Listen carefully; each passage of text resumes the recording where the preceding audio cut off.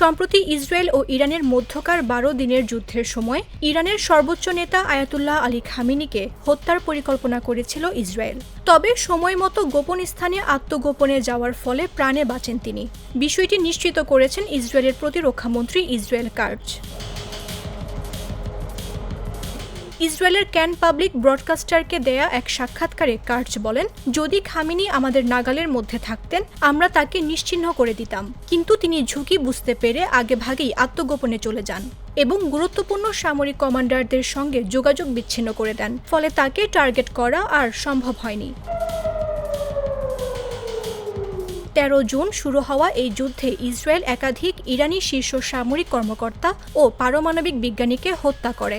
যুদ্ধ চলাকালে ইসরায়েলের প্রধানমন্ত্রী বেনিয়ামিন নেতানিয়াহু ও যুক্তরাষ্ট্রের প্রেসিডেন্ট ডোনাল্ড ট্রাম্প খামেনির জীবনের ঝুঁকির ইঙ্গিত দিয়েছিলেন, যা ইরানে শাসন ব্যবস্থার পরিবর্তনের আভাস হিসেবেও দেখা যায়। শেষ পর্যন্ত যুক্তরাষ্ট্রের মধ্যস্থতায় গত মঙ্গলবার যুদ্ধবিরতি কার্যকর হয়।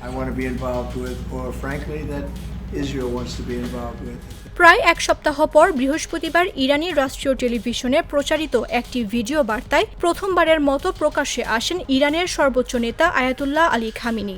বয়সের ভারে কণ্ঠস্বর ক্লান্ত শোনালেও তার বক্তব্য ছিল আগ্রাসী।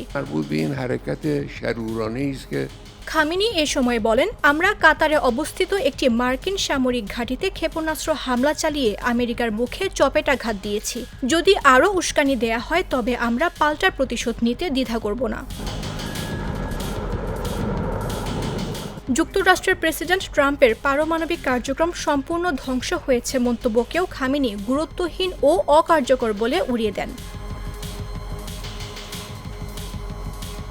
নিউজ ডেস্ক, জাগো নিউজ।